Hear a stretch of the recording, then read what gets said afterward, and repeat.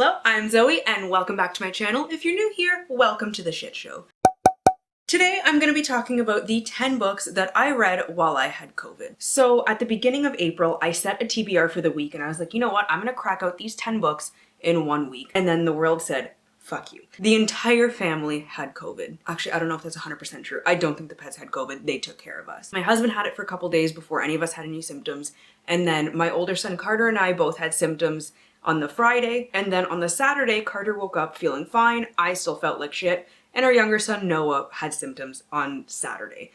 And then we both had them until Sunday. I had symptoms for I think 7 days, which was the longest out of anyone in the family. And these were the books that I turned to while I was feeling like absolute garbage. Let's be honest, COVID fucking sucked. Anyone who says it's just like a bad cold is lying. This lovely stack of 10 books were the ones that I had picked out from before we entered into our COVID era. Let's be honest, the title was a little bit misleading because did I read Evermore? No. Did I read Blue Moon? No. Shadowland? Fuck that. Dark Flame? Absolutely not. Night Star? Nice try. Everlasting? So many beginnings. I wish. Broken Wish? My wishes were broken. Shattered Midnight? Like my dreams. And the Holiday Swap. I swapped out my reading list for fucking COVID. I really shouldn't have thrown those because now I gotta go pick them up.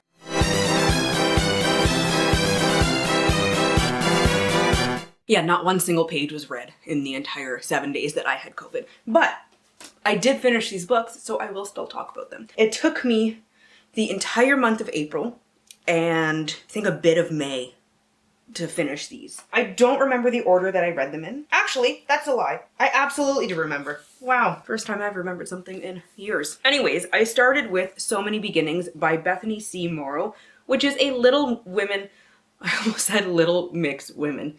Little Women remix. The year is 1863. The American Civil War is still going on. They're still fucking at it.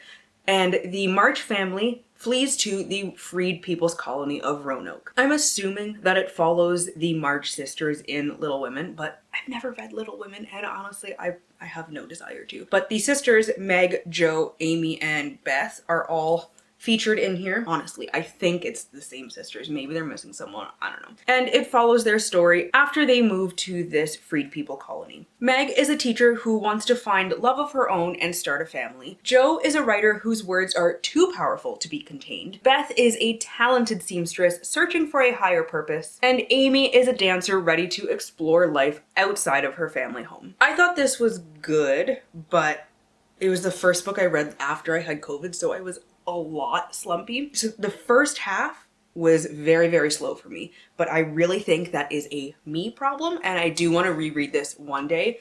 The last half really picked up for me. If you read this and you thought the same thing, please let me know. Then I'll have a better idea if it was actually just me or if the book was a slow start. Overall, it was good. I liked it. I had much more interest in reading this than the original Little Women story. I almost said Little Mix again. What the fuck is wrong with me? Oh my god. I definitely do want to read more by Bethany C. Morrow. I really like the writing style. But again, first book coming out of COVID, I likely should have reread a book that I knew I was going to like anyways, just to get me back into the swing of things, but I fucking didn't. And I went with this one. I lied. I don't remember what the next one was. I think it was this one. The Holiday Swap by Maggie Knox. I don't know if this is in focus because I can't see shit without my glasses. Anyways, this is a holiday rom-com that follows twins, Charlie and Cass. Yeah, Charlie and Cass, who used to switch places when they were younger and, you know, like take a test for each other or go to a big game instead of the other one if they just didn't want to do anything. And they decide, as grown-ass women, that that would be a great idea, fooling everyone. Nobody's gonna know. Nobody's gonna know. They're gonna know. How would they know?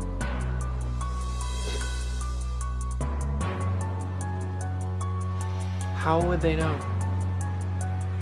How would they know? One of the twins, Charlie, lives in LA and is the host of one of those baking TV shows. She's a professional baker and she got this gig as the host for the show. Unfortunately, before filming an episode, she suffers a very, very bad head injury, which causes her to lose her sense of taste and smell. And as a baker, those are kind of important. So she proposes switching lives with her twin sister Cass, who's manning their family bakery in their hometown while their parents are on vacation. Cass jumps at the idea because she's dealing with a breakup that just won't end. She's trying to end this relationship and the guy just isn't getting the hint. So she's like, awesome, you can deal with this, I'll deal with your shit.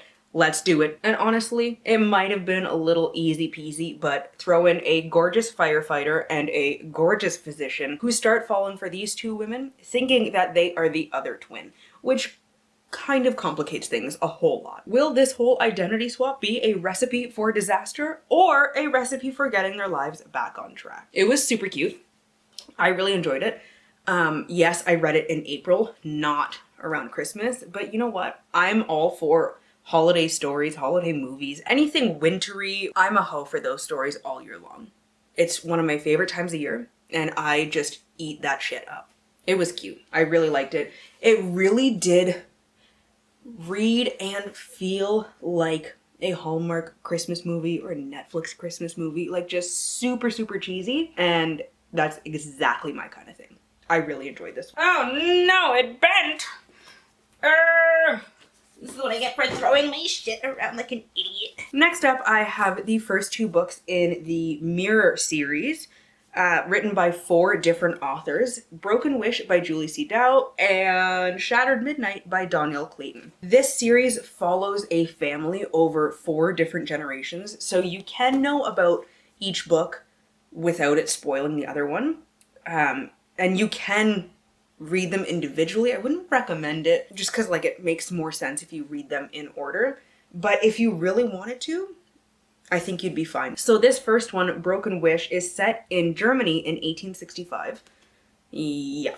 And it follows 16-year-old Elva, who has a secret. She's not just a normal teenage girl. She has visions of things happening that always come true, and she's trying very, very hard to hide this because her community would fucking hate it if they found out. They are not kind to those they perceive as witches. My in-laws are home with my children. However, when Elva witnesses a devastating future that is 100% going to pass, she needs to do something about it. Actually using her powers for the first time of her own free will, she finds this magic mirror and the Witch of the North Woods herself. As Elva starts discovering exactly what her magic can do, the lines between hero and villain start to blur, and she really needs to focus on righting past wrongs to prevent this horrible future from happening. And then we have Shattered Midnight, which follows a future generation of the family after they have moved to New Orleans in 1928.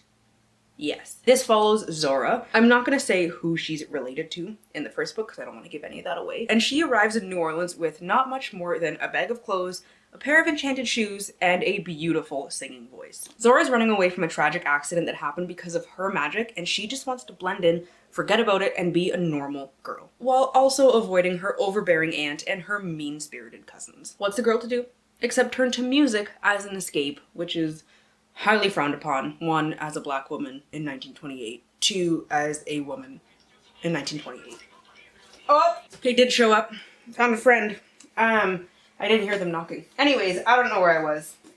Overbearing cousins, and so Zora goes and starts playing music, and she meets a very sweet white boy named Philip, who has some magical secrets of his own, which includes this strange magic mirror that foretells their future together. What else happens here? I don't remember. They fall in a forbidden love. They gotta keep it a secret because an interracial relationship is very illegal at this point. And then they discover the complicated connection between their respective families, a connection that could lead to catastrophe for them both. Zora needs to change her destiny and fight for the one she loves or risk losing everything. I liked both of them a lot. They were very quick reads, very easy to get through, and I did like the connection.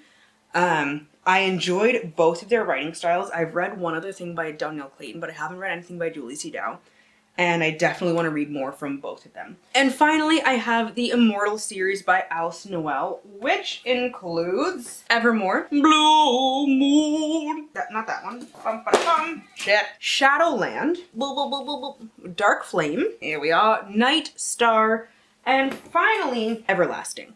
I read the first 3 books, so Evermore to Shadowland, as a young, wide-eyed teenager who didn't know any better and thought that was the end of the series. even though it says right at the end the series will continue in Dark Flame, I don't know if I just never looked for the other books or I just forgot about it, which would be very, very likely. I read the first 3 and I finally found the last 3 at used bookstores. So I read the whole series for the first time. And I gotta say, Tyson, come on, man. You can go see the girls in a minute, okay? Mama's almost done. Stop barking like an idiot. You're just gonna go out there and bark once at them and get scared and bitch out and come back to the house. Anyways, my dog's a bitch. It's fine. I love them. They are like crack to me. They are just classic YA nostalgia. Just everything about them is so good. The series follows a girl named Ever who has a near-death experience, and then when she wakes up, she's got psychic powers. Carter is upset, and so is Noah, and so is Tyson. We're gonna wrap this up quick. She thinks life is weird enough as it is, now that she can see people's auras. Oh no! That's just silliness. Hear their thoughts. When she touches things, like touches books, she knows the entire contents of it. If she touches a test, she knows all of the right answers. Life is pretty fucking weird for her. Oh no. But then she meets this guy, Damon, the new kid at school. So she's no longer the new kid. He comes in and she's like, whoa.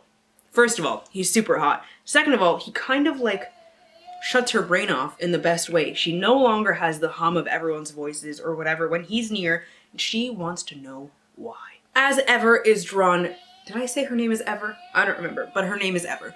As she's drawn more into his secret magical world, she needs to figure out who he is and what he is. She's left with more questions than answers, and the only thing she knows for sure is that she is falling hopelessly, helplessly, deeply in love with him. It makes me feel like I'm a teenager staying up all night reading these books all over again after I told my mom that I was terrified of the dark, so I needed a nightlight, which was true, but I used that to keep reading because she would know if like my night lamp, desk lamp, whatever the hell the word is, the small lamp or even the ceiling one was on, and she would get mad at me for reading. But if my nightlight was on, then I'm just sleeping. I'm not sitting against the wall for 5 hours reading after bedtime. No sirree bop. Anyways, so good. So like cheesy, but not. And a lot of like really good questions brought up about like what comes next and the topic of reincarnation and a whole bunch of different things throughout the series, which I really enjoy. With that, we have reached the end of the video. Let me know down below in the comments, 1, if you've had COVID and if it fucking sucked for you too. 2, if you've read any of these books and if you've enjoyed them, or if that's just too much or you don't have a lot of time, drop some hearts down below, preferably purple ones because that's my favorite color. To stay updated with my current reads and how I'm feeling about them, you can follow me on Instagram, Twitter, Goodreads, TikTok, and Storygraph. Yes, I almost said Twitter twice, which is awful. What a hell site. All at Zoe's All Booked, which I will leave linked down below in the description box. Thank you all so much for watching. If you like this video, please give it a thumbs up, subscribe, and share the video. And I hope you all have a wonderful day and get at least a little bit of uninterrupted reading time. I love you awesome nerds, and I will see you in the next one.